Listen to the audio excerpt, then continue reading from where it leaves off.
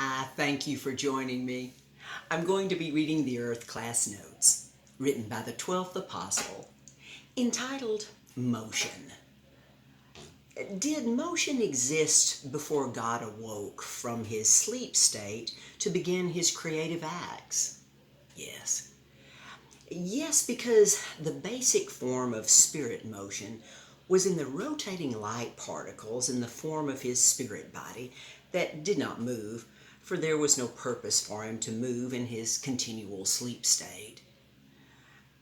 There was no time then, only continual duration.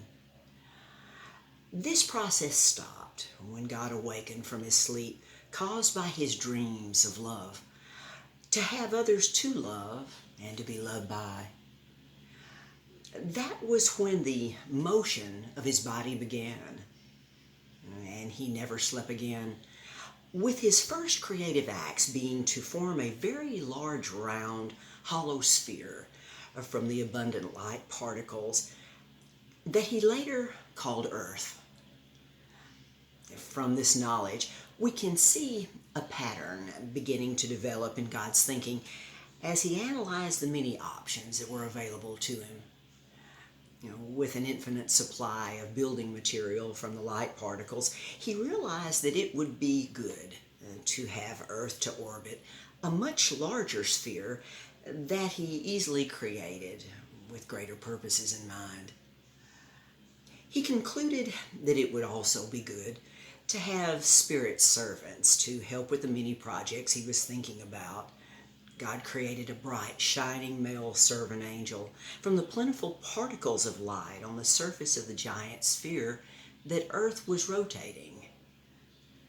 He named this angel Lucifer, which means the bright and shining one, and a beautiful female servant angel wife for Lucifer named Diana, with instructions for them to populate this giant sphere where they were. Lucifer and many of his sons built God's great 1,500-mile high pyramid starship called the Third Heaven, and the many other smaller aerial craft for them to travel in, as motion was multiplied. Consider, time will continue forever. Motion will continue forever. And you will continue forever. Until next time.